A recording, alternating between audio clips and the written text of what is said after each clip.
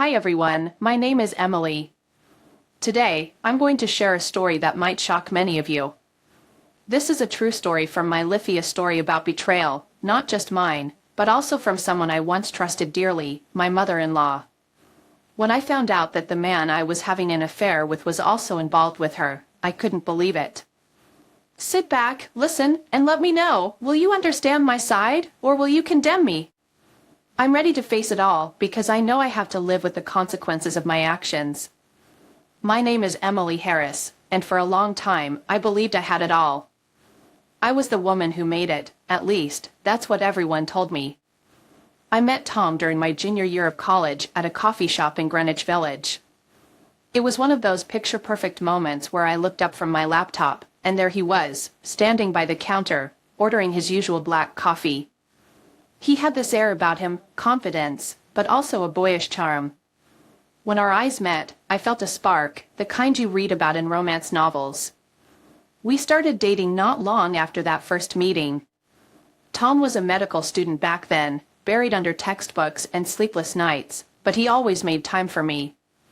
He would show up at my dorm late at night with takeout, just to spend a few minutes together before heading back to his grueling study sessions. I remember those nights fondly. The way he held my hand, the way he looked at me like I was the only person in the room. It felt like magic. By the time we graduated, we were inseparable. We moved in together, renting a tiny, cramped apartment in Brooklyn. It wasn't much, cracked walls, a leaky faucet, and neighbors who played loud music at all hours, but it was ours. We painted the walls ourselves, picked out cheap but cozy furniture from a local thrift store, and spent countless nights talking about our future. We had dreams of owning a home, starting a family, traveling the world. It was us against the world, or so I thought. A few years later, things began to fall into place. Tom landed a residency at a prestigious hospital in New York City, and I got hired at a top law firm in Midtown Manhattan.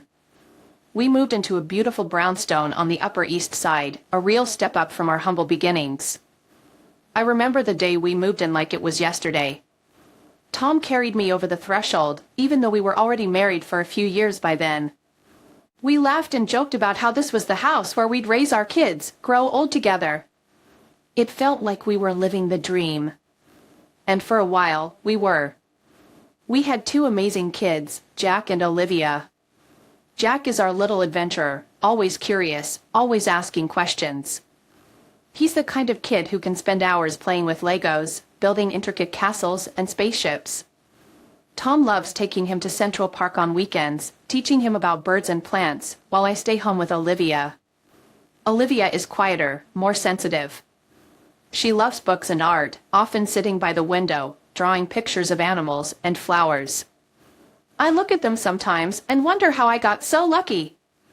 But then, slowly, imperceptibly, things started to change. It wasn't a sudden shift, it was more like a gradual drifting apart. Tom's job became more demanding as he climbed the ladder of his medical career. He started taking on more surgeries, longer shifts, and weekend calls. I was proud of him, I really was. He was saving lives, making a difference. But as he became more successful, I started to feel like I was fading into the background of his life. There were nights when Tom didn't come home until well past midnight, exhausted and drained. He would tiptoe into the bedroom, trying not to wake me, but I was always awake, pretending to be asleep. I'd feel the bed sink as he slid under the covers, his body radiating the coldness of the night air. He'd murmur a quick goodnight, before turning away, falling into a deep sleep almost instantly. I'd lie there, staring at the ceiling, feeling the emptiness of the space between us. I tried to convince myself that it was just a phase, that this was normal for a married couple with busy careers and young kids. We're just in a rough patch, I'd tell myself. Things will get better. But as weeks turned into months, and months turned into years, that rough patch started to feel like the new normal. Tom and I became like roommates, passing each other in the hallway, sharing polite smiles, but no real connection. I remember one night, standing in the kitchen after putting the kids to bed. I was washing dishes, staring blankly out the window, when I realized I couldn't remember the last time Tom and I had a real conversation. Not just small talk about the kids or his work, but an actual, meaningful conversation. But Kyra, we'd sit up late, talking about our dreams and fears. Where'd he look at me with that same spark I saw when we first met? That spark was gone, replaced by something colder, more distant. I tried to talk to Tom about it once. It was a Sunday evening, the kids were playing in the living room, and I finally gathered the courage to bring it up. Tom, do you feel like we're drifting apart? I asked, my voice barely above a whisper. He looked up from his laptop, a puzzled expression on his face. What do you mean, Em? I'm just busy, that's all. You know how it is, he said, brushing it off as if I had asked about the weather. But it's more than that, I insisted, feeling a lump rise in my throat. We barely spend time together anymore. I miss you. Tom sighed, rubbing the bridge of his nose like he always did when he was stressed. I know. I'm sorry. Things have just been hectic at the hospital lately. But it's temporary, okay? We'll have more time soon. I wanted to believe him. I really did. But deep down, I knew that this wasn't temporary. This was our life now, two people living under the same roof, raising the same kids, but on completely different paths. I began to wonder if we had built our entire marriage on a foundation that wasn't as solid as I thought. Had we both been so caught up in our own lives that we hadn't noticed the cracks forming between us? The loneliness crept in slowly, like the chill of winter seeping through the walls. It was there when I sat alone at the dinner table after putting the kids to bed. It was there in the silence of the living room where Tom and I used to laugh and talk for hours. It was there when I scrolled through old photos on my phone, looking at the happy faces of two people who seemed like strangers now. And that's when I met David Miller. It all began with a chance encounter. I hadn't thought about David Miller in years, and yet there he was, sitting at the back of the conference room during a legal seminar I was attending downtown. I almost didn't recognize him at first. He looked older, of course, but in a way that suited him. The sharp jawline, the dark hair that now had a few streaks of silver, it all gave him a distinguished air. But when he turned and our eyes met, I felt an electric jolt, like a current running through my veins.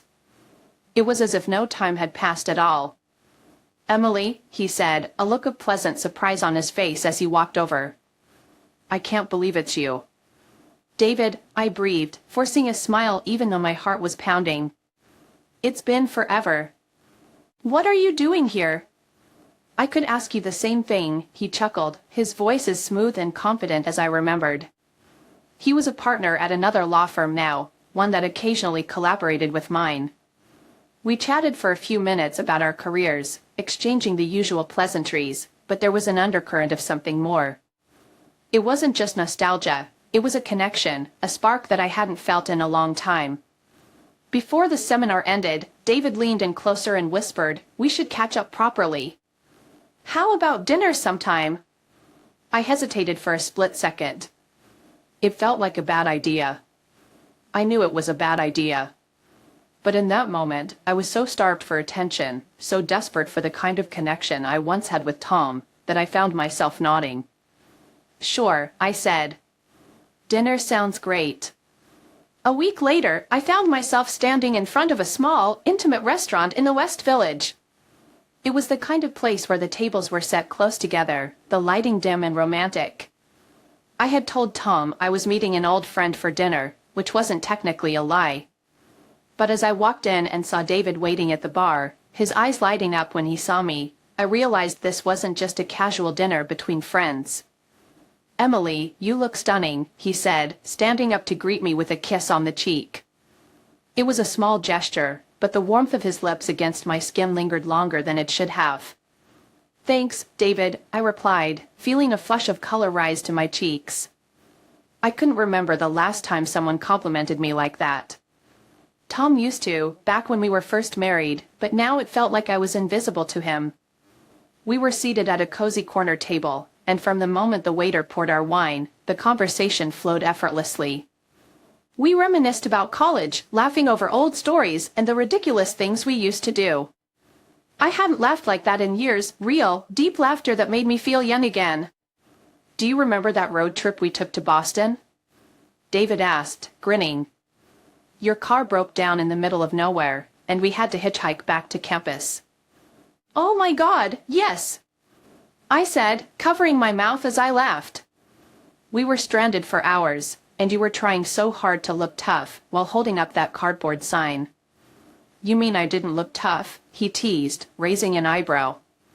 Not even a little bit, I shot back, smirking. It felt good to flirt, to banter. It felt good to be seen. As the night wore on, the conversation took a more serious turn.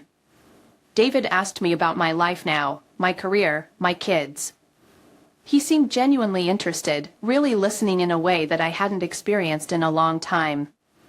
When I mentioned Tom, I noticed a flicker of something in his eyes, a kind of knowing sympathy. How's everything going with him? David asked gently. I hesitated, swirling my wine glass, watching the deep red liquid swirl like a storm. It's complicated, I admitted. He's always busy, always working. I don't even remember the last time we had a real conversation. David nodded slowly. It's hard when you feel like you're not a priority, he said, his voice low and soft. I get it, Emily. I really do. The way he said it, the way he looked at me, it was like he was peering straight into my soul, seeing the loneliness I'd kept hidden for so long.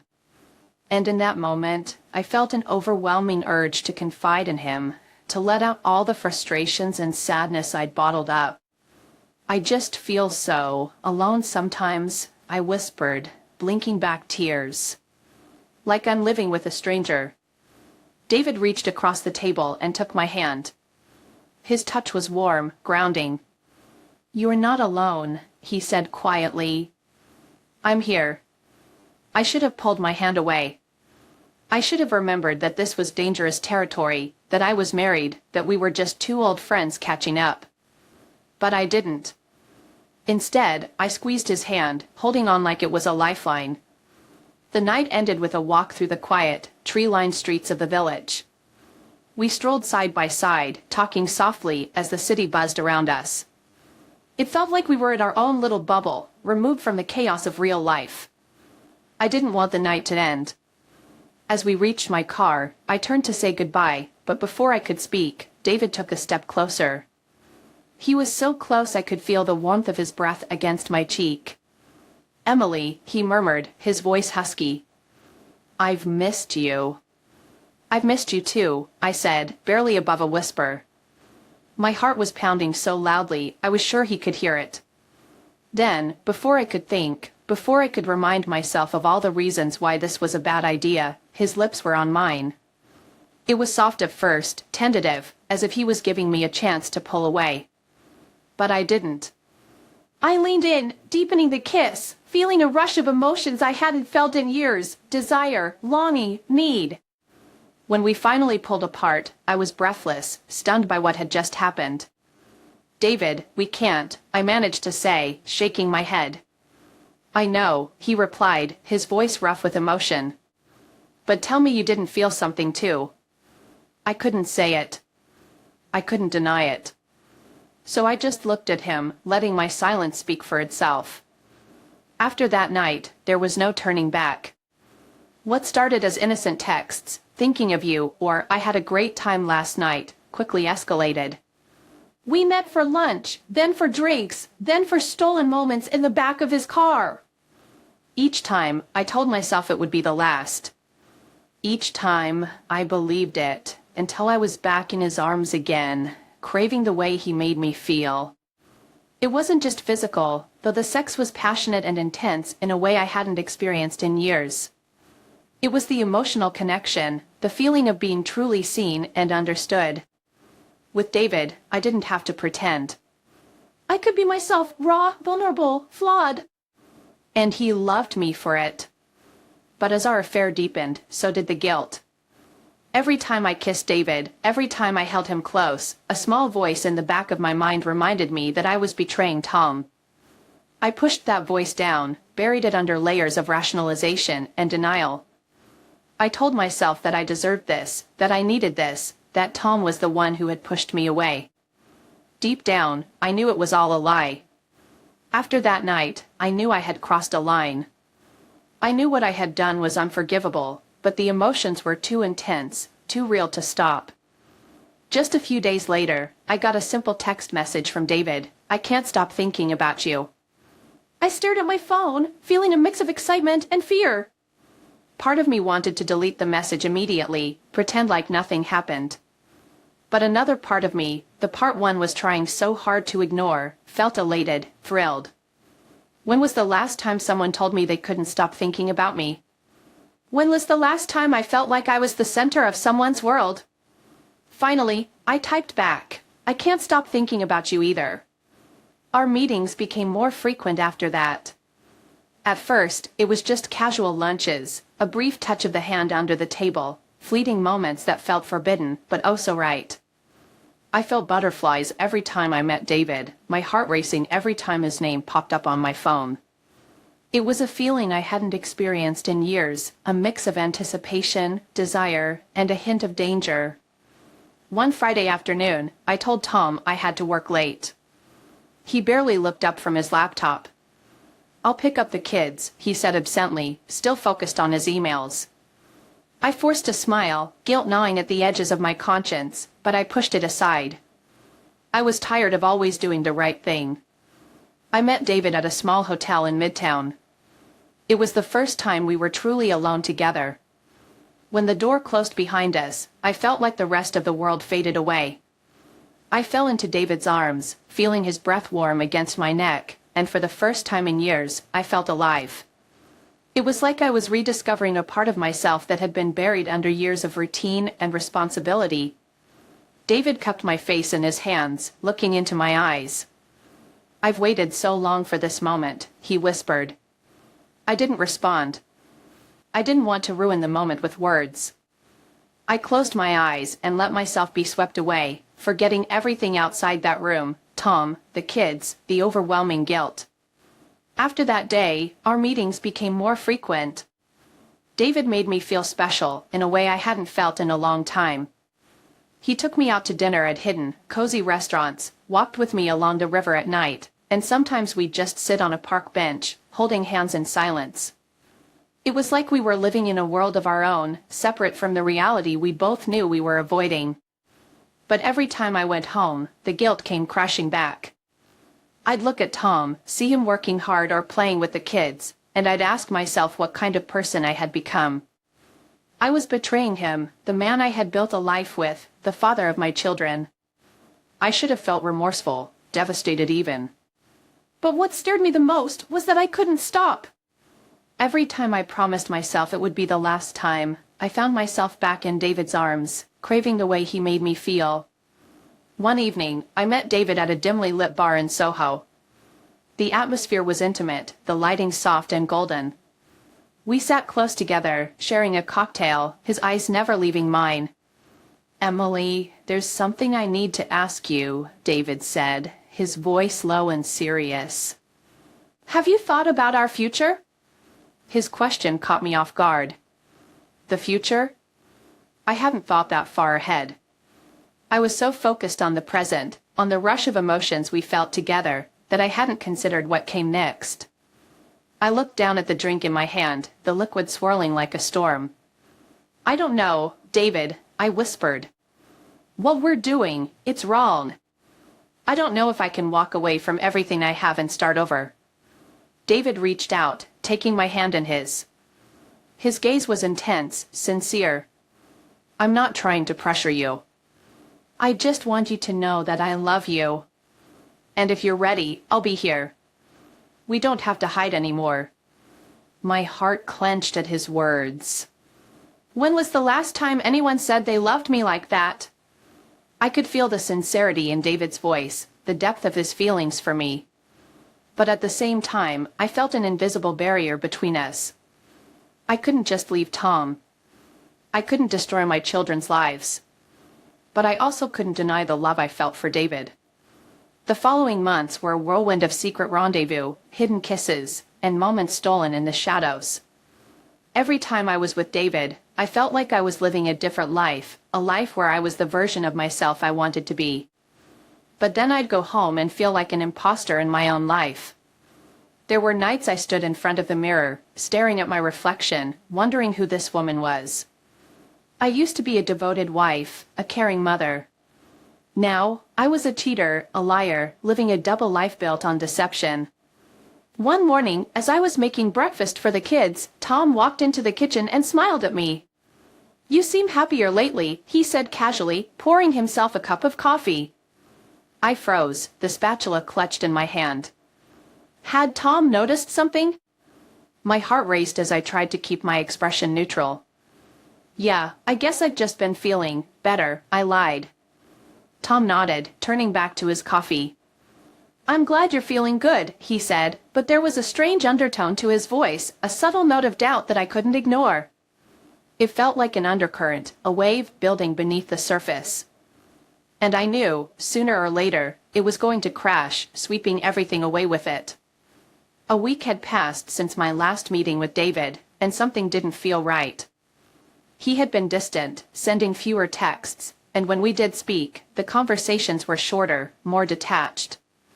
At first, I tried to convince myself that I was just being paranoid, that maybe he was busy with work.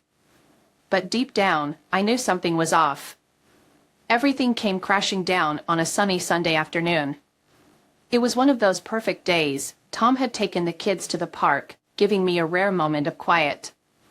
I had planned to meet David later that day for a quick weekend getaway, just the two of us. But when I texted him to confirm our meeting place, there was no response. The message remained unread, and a cold sense of dread washed over me. I was sitting on the couch, my mind racing, when my phone buzzed with a new message. It was from an unknown number. I opened it, and what I saw made my blood run cold, a photo of David and Charlotte, my mother-in-law, holding hands as they walked into a luxury hotel in Midtown. My heart stopped. I stared at the photo, trying to make sense of it. Was this some kind of sick joke? Who had taken this picture? A wave of shock and anger surged through me, stronger than anything I had ever felt before. I had never felt like this before. I'd had moments of guilt over my own affair with David, but the betrayal I felt now was a different kind of pain. It wasn't just the sting of infidelity, it was the fact that it was with Charlotte. Charlotte, the woman I had respected, the woman I had tried so hard to build a relationship with, was now secretly involved with my lover. It was a betrayal on a level I couldn't even begin to process. I didn't know what to do next. I wanted to scream, to break something. I wanted to confront both of them right then and there, but I knew that would only expose my own affair. Instead, I forced myself to calm down. I needed a plan. I decided to follow them. I know it sounds crazy, but I couldn't help myself. I needed to know the truth. How long had this been going on? How deep was their relationship? Every time Tom left for work or took the kids out, I would sneak out and track David and Charlotte's movements. I knew David's schedule well, and it didn't take long for me to discover that they were meeting more frequently than I had ever imagined. One afternoon, I spotted them sitting together at a small cafe on the Upper West Side. They were laughing, leaning in close, whispering to each other like a couple in love. The sight made me feel physically sick.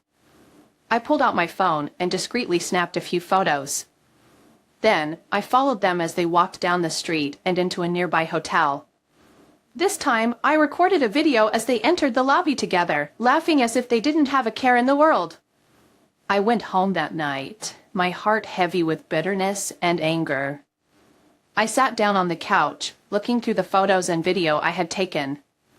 I had all the evidence I needed, but I couldn't confront them directly. I knew I was just as guilty, and if this affair came to light, I would lose everything. But I couldn't let them get away with it either. I created an anonymous email account and sent everything, the photos, the video, to both Tom and my father-in-law, accompanied by a brief message, "Here's the truth you need to see."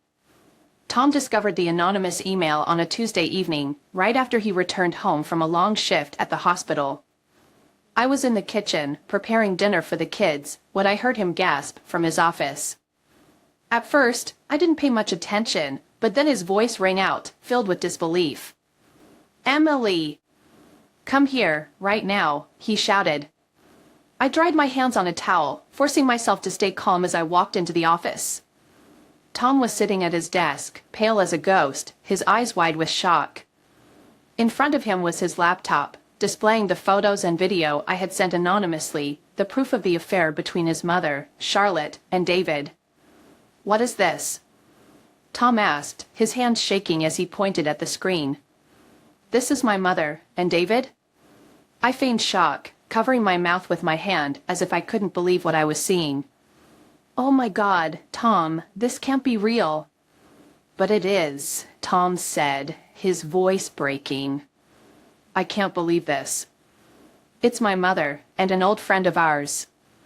I stepped closer, placing a hand on his shoulder. Tom, are you sure you want to believe these photos? Maybe it's a misunderstanding. Tom shook his head, pushing my hand away. Don't touch me, Emily, he snapped. I need to deal with this. The next morning, Tom called his father, Richard, a stern and traditional man. I sat in the kitchen, listening to Tom's urgent and furious voice as he explained the photos. At first, Richard didn't believe him, but Tom quickly forwarded the email.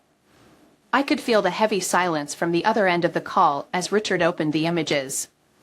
I want to see Mom right now, Tom said coldly. We need to talk.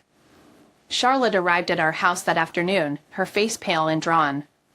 She looked at me as if seeking help, but I merely stood there, arms crossed. I knew I had to play the part of the innocent bystander, and I wasn't about to change that. Tom was sitting in the living room, his eyes filled with a mixture of disappointment and rage. Mom, what is this? He demanded, shoving the laptop toward her. Are these photos real? Charlotte lowered her head, her shoulders trembling. Tom, I'm so sorry, she whispered. I never wanted this to happen. It was a mistake, a moment of weakness. Tom slammed his fist on the coffee table, making me jump. A moment of weakness? You're calling this a mistake? You've been sneaking around with someone behind Dad's back, behind my back, and this is your excuse? Charlotte broke down into tears, the kind that seemed to come from deep within. I haven't been happy, Tom. I felt so alone, and David, he made me feel loved in a way I hadn't felt in years. Stop it! Tom shouted. What have you done? What's going to happen to this family if this gets out? I stood there, stunned. I had never seen Tom this angry before. He was usually so calm, so collected, even under the worst of circumstances. But now, he looked like a wounded animal, trying to hide his pain behind a wall of fury. Richard arrived at our house shortly after. He stormed into the living room, his eyes red with suppressed anger. Charlotte, tell me this isn't true, he said, his voice breaking. Charlotte nodded, unable to speak. Richard looked at her with pure contempt, as if he were staring at a stranger. You've betrayed me, he said, his voice raw. All these years, I've given everything to this family, and this is how you repay me? Charlotte sobbed uncontrollably, but Richard remained motionless, his face cold. I want a divorce, he said flatly. I can't stay with you after this. I watched the scene unfold, feeling a dark sense of satisfaction rise inside me. This was what Charlotte and David deserved, and I thought I had succeeded in tearing them apart without exposing my own affair. But at the same time, a vague fear gripped me, as though I had unleashed a storm that was beyond my control. Tom barely spoke to me after the confrontation. He became distant, often leaving the house without a word. One night, I found him sitting alone on the porch steps, staring out into the darkness. Are you okay? I asked softly, approaching him. Did you know? Tom asked, his voice hollow. Did you know how long Mom and David were seeing each other? No, I lied, shaking my head. I only found out when you got that email. Tom looked up at me, his eyes filled with a pain I had never seen before. I don't know who to trust anymore, he whispered. Even my own family has betrayed me. I wanted to wrap my arms around him, to tell him that I was here for him, but I knew I couldn't. I was just as guilty as the rest of them, and now I was watching the fallout of my own choices. The next few days were a blur of tense silence and painful conversations. Richard filed for divorce immediately, and Charlotte moved out of their house. Tom avoided talking to me, throwing himself into his work. He looked like a shadow of his former self, tired, broken, and angry. One morning, as I was making breakfast for the kids, Tom entered the kitchen. He didn't say a word, just poured himself a cup of coffee, his eyes staring blankly at the floor. "Tom, I started, but he cut me off." "Don't," he said sharply. "I can't talk about this right now." He walked out, leaving me standing there, clutching the spatula, feeling a mixture of guilt and relief.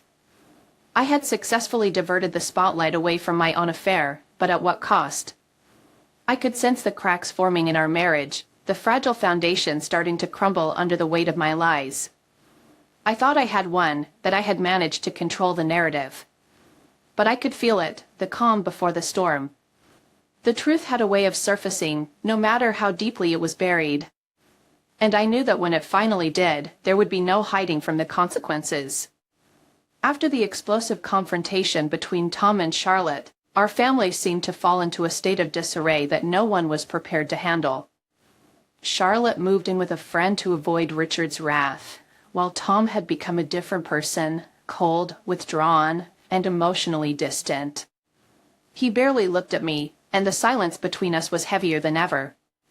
Every night, I lay in bed staring at the ceiling, wondering when the fragments of our shattered lives would pierce through the thin veil of normalcy I was desperately trying to maintain. Tom still slept in the guest room, and whenever I tried to speak to him, he would respond with a sigh or a distant, empty look. One morning, I was making coffee in the kitchen when Tom walked in, looking exhausted. His face was pale, and dark circles had formed under his eyes. He didn't meet my gaze as he poured himself a cup. "Are you okay?" I asked softly, afraid that my words might provoke him. Tom didn't answer immediately. He just stood there, staring into his coffee cup as if it held the answers he was searching for. "I'm never going to be okay, Emily," he finally said, his voice rough and hollow. "You can't understand what I'm feeling right now. My mother betrayed me, betrayed our family. It feels like everything I've ever trusted is crumbling beneath me." I forced myself to keep a calm expression, even though my heart was racing. I knew that feeling all too well. I had betrayed Tom, and now I was watching him grapple with the betrayal from his own mother. I was a hypocrite, standing here pretending to be the supportive wife, while I was just as much to blame for the collapse of our family.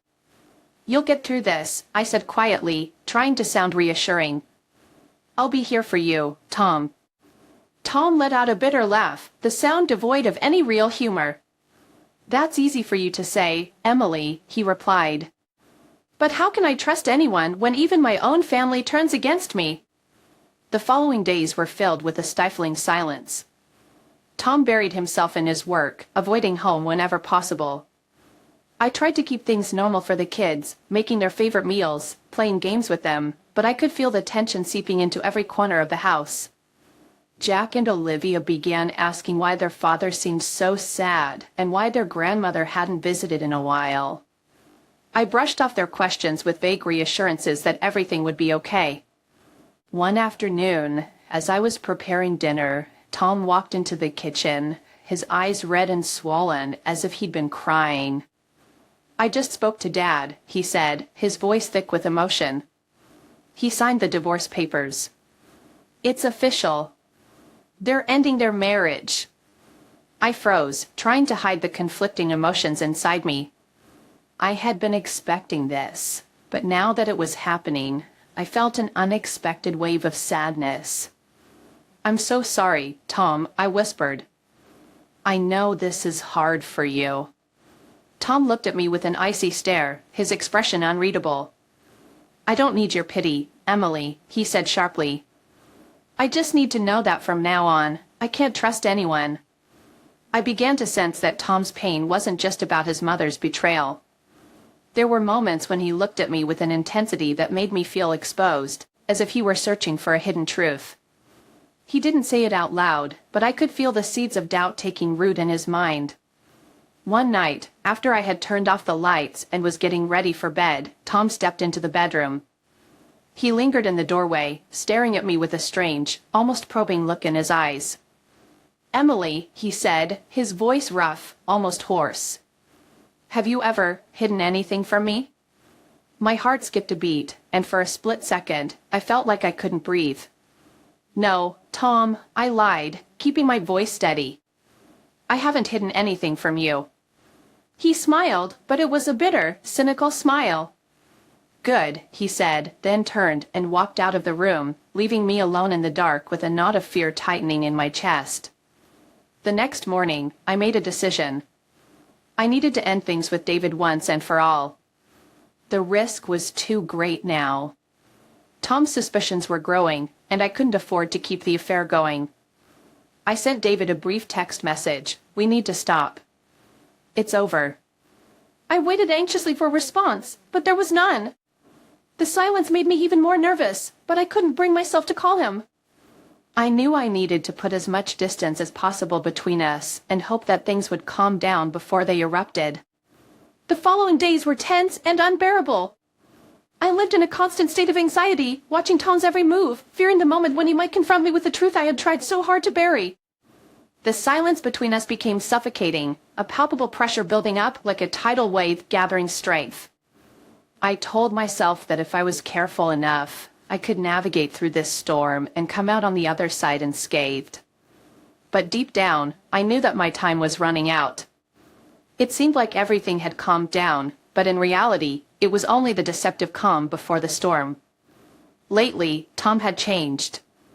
He wasn't avoiding me as much, but the coldness in his eyes still made me shiver whenever he looked at me.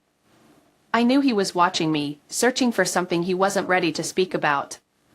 One evening, as we sat down for dinner with the kids, Tom's gaze lingered on me from across the table. He didn't say a word, just kept looking at me as if he were trying to read every thought in my head. Jack and Olivia continued chatting happily about school, but I could feel the tension seeping into the air, heavy and suffocating. "You look nervous," Tom said suddenly, his voice calm but carrying an edge I hadn't heard before. "Is something bothering you, Emily?" I forced a weak smile, trying to appear nonchalant. "No, I'm just tired," I replied, my voice trembling slightly. "I've been working a lot lately." Tom nodded slowly, but his eyes remained locked on mine. "Yes, I've noticed. Maybe we both need some rest." It felt like I was walking on a tightrope, where one wrong step could send me plunging into the abyss. I started to notice that Tom was quietly investigating. He began going through old messages on my phone, messages I had deleted long ago. One day, I caught him holding my phone, his expression cold and distant as he scrolled through the screen. "What are you doing with my phone?" I asked, trying to keep the panic out of my voice. "Just checking your calendar," he said, his tone casual, but I knew better. He wasn't just looking at my schedule, he was searching for clues, piecing together a puzzle I had tried so hard to hide. "Is there something you're worried about?" Tom asked, narrowing his eyes at me. "No, of course not," I lied, but I felt a wave of fear washing over me. Tom's suspicions were growing, and I didn't know how much longer I could keep my secrets buried. "Just when I thought my worst fears couldn't get any closer, David unexpectedly reappeared in my life." One afternoon, as I was leaving the office, I saw him standing by his car, leaning against it, with a thoughtful expression on his face. "David, what are you doing here?" I asked, my voice shaking with a mix of surprise and dread. I had tried to cut off all contact with him, but here he was, like a ghost from my past that I couldn't escape. "We need to talk," David said firmly, his voice brooking no argument.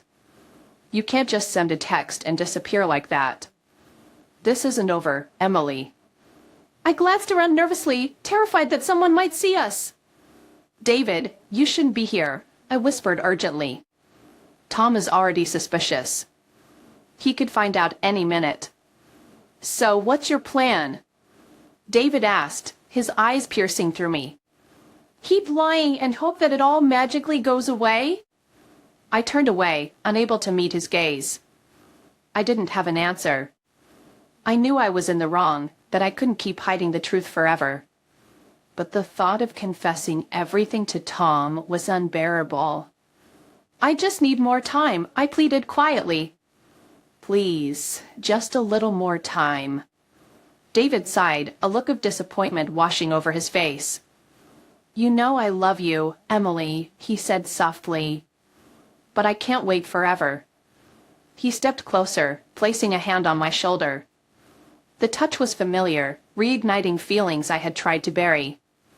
"You have to make a choice," David whispered, his eyes locked onto mine. "Between me and Tom. You can't keep both of us." I stood there, frozen between two worlds, one of safety and stability with Tom, and the other of passion and forbidden love with David. I couldn't decide. I didn't want to give up either. After that encounter, I knew time was running out. I could feel Tom's suspicions growing with each passing day, like a wave building strength before it crashes onto the shore. Everything was slipping out of my control, and I knew it wouldn't be long before all my lies were exposed. One night, as I sat on the couch, pretending to watch TV, Tom walked into the living room. He stood there, looking at me with an intensity that made my skin crawl. "Emily," he said slowly, his voice calm but filled with an underlying menace. "I know something isn't right. And I'm going to find out what it is." It felt like the ground beneath my feet had crumbled away. I had known this moment was coming, but I wasn't prepared for it. I forced a smile, but it faltered on my lips. "What are you talking about, Tom?" I asked, my voice trembling. "You know exactly what I'm talking about," he replied. "And when I find out the truth, there won't be anything left for you to hide behind." I sat there, frozen, feeling like I was standing on the edge of a cliff. I didn't know how much longer I could keep up the charade, but I knew the storm I had been dreading for so long was now almost upon me. After everything that had happened, I thought things were finally settling down. I had cut off contact with David, deleted every trace of our affair, and was trying to return to normal life. I convinced myself that if I stayed silent long enough, if I pretended everything was fine, no one would ever know the truth. But then, one day, everything fell apart in a way I never anticipated. It was a quiet Saturday afternoon. Tom had taken the kids out to play soccer, and I was at home preparing dinner. I felt a rare sense of calm, believing I had managed to escape the worst of it. But then the doorbell rang. I wasn't expecting anyone, but I went to answer it anyway. When I opened the door, I found David standing there. He looked exhausted and furious, his eyes red as if he hadn't slept for days. Before I could say anything, David pushed past me, slamming the door shut behind him. "Emily, what the hell do you think you're doing?" he shouted, his voice thick with anger and betrayal. "Did you really think you could send those photos and then just cut me off like nothing happened?" I stepped back, feeling like I was being cornered. "David, you shouldn't be here," I whispered, trying to keep my voice steady. "Tom and the kids will be back any minute. You need to leave." "Do you really think I care about that right now?" David snapped, taking a step closer. "You betrayed me, Emily. You used me, and then you turned your back on me like I meant nothing." Tears welled up in my eyes. "David, I had to," I said, my voice breaking. "I didn't have a choice. If Tom found out, it would have ruined everything." David laughed, but it was a bitter, hollow sound. "You think this is about Tom?" he spat. "You sent those photos, knowing it would destroy my relationship with Charlotte. You thought you could control everything, didn't you?" "I didn't mean to hurt you," I pleaded. "I was just trying to protect myself. I didn't know it would get this bad." David's face twisted with a mix of anger and pain. "You really don't get it, do you?" he said. "You've ruined my life, Emily. You didn't just destroy me, you destroyed your own family too." I couldn't find the words to respond. I felt like I was trapped in a cage of my own making. I wanted to get David out of the house before Tom came home, but it was too late. I heard the front door open, and when I turned around, I saw Tom standing there, his face a mask of shock as he looked between me and David. Tom stood frozen in the doorway, staring at us as if he couldn't believe what he was seeing. "What's going on here?" he asked, his voice trembling slightly. I tried to keep calm. "Tom, I can explain," I said quickly. "This is just a misunderstanding." But David didn't give me a chance to say anything more. He stepped forward, facing Tom with a look of raw, bitter rage. "There's nothing to explain," David said loudly. "You deserve to know the truth, Tom. Emily and I have been having an affair. We've been meeting in secret for months." Tom's face went pale, as if he had been struck. He stared at us, his eyes widening with a mix of shock and disbelief. Slowly, I watched his expression change, from surprise to disappointment and finally to a look of pure disgust. "Is this true?" Tom asked me, his voice barely a whisper. "Is everything he's saying true?" Tears streamed down my cheeks, and I felt like I couldn't breathe. "I'm sorry, Tom," I sobbed. "I never meant for this to happen. I didn't know what else to do." Tom stepped closer, his eyes boring into mine. "You didn't know what else to do," he repeated, his voice filled with venom. "You lied to me, you betrayed me, and you think that's an excuse?" I was lonely, I cried out, feeling as if my entire world was crumbling around me. "You were always at work. You never paid attention to me anymore. I felt invisible in our marriage." Tom let out a harsh, humorless laugh. "So that's your excuse?" he said, his voice laced with bitterness. "Because you felt lonely, you decided to cheat? That's how you solve your problems?" I had no response. I knew I was in the wrong. I knew nothing I said could make this better. But the pain in Tom's eyes was unbearable. I had never seen him look at me like this before, as if I were a complete stranger. David stood there, watching the destruction he had caused. He looked at me with regret in his eyes. "I'm sorry, Emily," he said quietly. "I shouldn't have come here. But it's too late now." Tom didn't even look at David. He kept his eyes on me, filled with contempt and sorrow.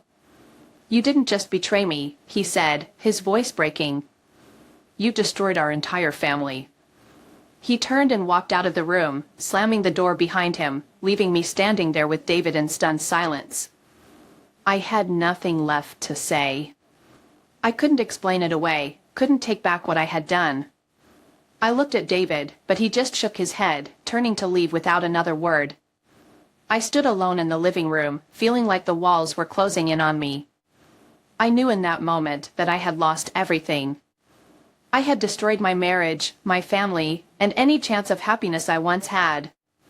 I was left standing in the wreckage of my own choices, knowing there was no way to fix what I had broken. The silence that filled the room after David left was thick and suffocating. I stood there, frozen, as if time itself had stopped. Tom remained by the door, unmoving, his gaze distant. His face was pale, as though he had just witnessed the collapse of everything he once held dear. I wanted to say something, anything, to break the unbearable silence, but no words came. I knew that nothing I said could change what had just happened. Tom finally turned to look at me, his eyes filled with raw, unfiltered pain. It was as if he were seeing me for the first time, a stranger who had taken the place of the woman he thought he knew. "How long?" he asked, his voice hoarse and broken. "How long have you been lying to me, Emily?" I took a deep breath, searching for the right words, but there were none. "A few months," I whispered. "I'm sorry, Tom. I never wanted to hurt you." Tom laughed, but it was a bitter, hollow sound. "A few months," he repeated. "Do you think that makes it better? Is that supposed to make it easier for me to accept?" I shook my head, tears streaming down my face. "No, it doesn't. I know it doesn't. I'd made a terrible mistake, Tom." But I still love you. Love me? Tom's voice rose, filled with disbelief and anger. You call this love? You lied to me, you cheated on me, and destroyed everything we built together. That's not love, Emily. That's betrayal. I stepped closer, reaching out to touch him, but Tom recoiled as if my touch burned him. Don't, he said coldly. Don't you dare touch me. The distance between us felt like an unbridgeable chasm. I could see the devastation in his eyes, the way he was trying to piece together the life we once had, now shattered into 1,000 pieces. Tom took a deep breath, as if gathering the strength to say the words that would change everything. I want you to leave, he said, his voice steady but filled with pain. I can't do this anymore. I can't look at you without feeling disgusted. My heart sank. I had known this was coming, but hearing it out loud felt like a knife being driven into my chest. Tom, please, I begged. We can fix this. We can go to therapy, we can try to work it out. Tom shook his head, his expression resolute. No, Emily. There's no fixing this. You've crossed a line we can't come back from. I don't want your excuses. I don't want your apologies. I just want you gone. It felt like I was drowning, gasping for air as the weight of my choices pulled me under. I had fought so hard to keep my secrets, to protect the life I thought I wanted, and now it was all slipping away. But what about the kids? I asked, my voice barely above a whisper. How can we do this to them? Tom's face twisted in pain. You should have thought about that before you decided to cheat, he snapped. You didn't care about the kids when you were sneaking around with David. So don't pretend to care about them now. His words hit me like a slap. He was right. I had been selfish, thinking only of my own desires, without considering the impact it would have on my family. Shame washed over me, so powerful that it left me trembling. The following days were a blur of tears and packing boxes. I moved through the house like a ghost, gathering my things in silence. Tom avoided me, staying out late and sleeping in the guest room. The only sound that filled the house was the quiet sobs of our children when they realized something was wrong. Jack clung to me, his little face wet with tears as he asked why Mommy was leaving. I had no answer for him. How could I explain the complexities of betrayal and broken trust to a child? I could only hold him tight and whisper empty reassurances that everything would be okay, even though I knew it was a lie. Olivia, our youngest, didn't cry as much as Jack did, but her wide eyes followed me everywhere, filled with a sadness that shattered my heart. I wanted to tell her that I was sorry, that I had made a terrible mistake, but the words wouldn't come. Tom stayed out of sight, letting me pack without saying a word. He wouldn't even look at me. The distance between us had become an impenetrable wall, and I knew there was no way to break through it now. On the morning I left, I stood at the doorway of our home, looking back one last time. Tom was standing by the kitchen counter, his back turned to me. I knew he could hear me, but he didn't say anything. I'm leaving now, I said quietly. I wanted to say I'm sorry. For everything. Tom didn't respond. He didn't even turn around.